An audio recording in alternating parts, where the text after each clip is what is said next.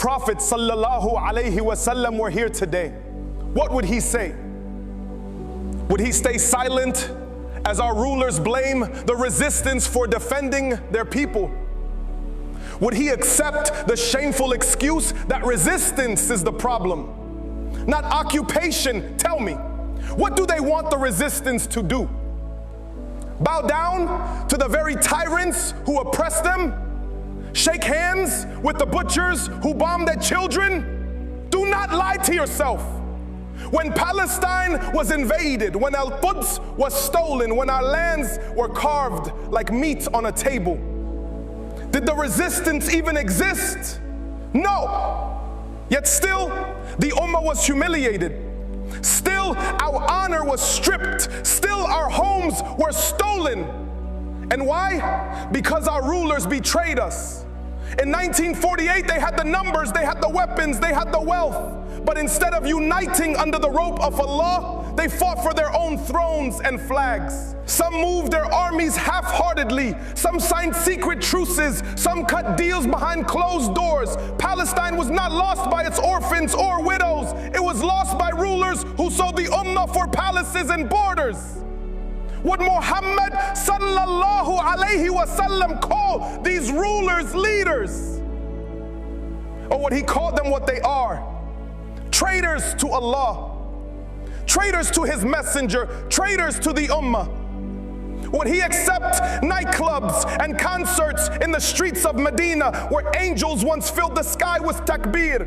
Would he approve of music drowning the adhan in the land where he walked? Would he bless rulers who build palaces of gold while children starve at their borders? Would he applaud leaders who sell their souls to America for dollars while blocking aid trucks from reaching their starving brothers and sisters? No, he would weep. He would raise his blessed hands and say, "Oh Allah, I complain to you of my weakness and the betrayal of my people." And he would ask us, did I not leave you the Quran and my Sunnah? Did I not command you to hold on to them with your teeth? The Ummah did not fall because of the poor. It did not fall because of the oppressed in Gaza or the hungry in Sudan or the silenced in Yemen. It fell because of those who wore crowns and thrones, who loved their land and titles more than the Ummah of Muhammad sallallahu alaihi wasallam. When the colonizers came, they offered them a deal. Take your flags, take your borders, take your palaces, but give us your Ummah. And they agreed. They divided us with bloodied pens. They betrayed us with their silence. They sold Islam for borders and flags. And today they stand on podiums condemning Israel with empty words while secretly arming our enemies. They let the very jets that slaughter Muslims land on their soil, refuel on their runways, and then silence their own people when they dare to protest. But I ask you, O rulers, what will you do when the Zionists come for your land? When their Greater Israel project stretches beyond Palestine into your capitals, your palaces, your kingdoms, will you cry for help? Will you beg the same America you pay to protect you? Will you bow again to your masters, hoping their armies will save your thrones? You had gold to buy weapons, but you built palaces. You had oil to build armies, but you bought yachts and concerts. You had an Ummah of youth ready to rise, but you silenced them, jailed them, and called them extremists. And when the occupier's shadow falls on your palace walls, you will realize too late that America cannot save you from Allah's decree. So reflect, O Muslims, if Muhammad stood before us today, would he recognize this Ummah as his?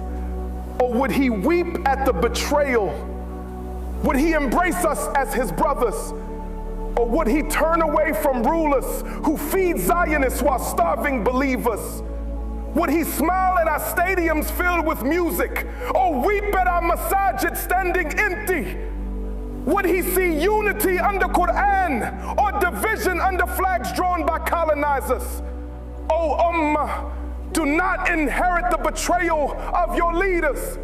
Do not excuse their treason. Do not swallow their lies. Stand with Quran. Stand with Sunnah. Stand with the oppressed. Raise your voice for Gaza. Pray for Sudan. Defend the dignity of the believers everywhere, because the Prophet will not defend traitors on the day of judgment. He will defend the sincere. He will defend the truthful. He will defend those who carried his mission with honor. So I ask you, where will you stand? With the Prophet sallallahu alaihi wasallam, or with the puppets? With the Ummah, or with the borders they drew in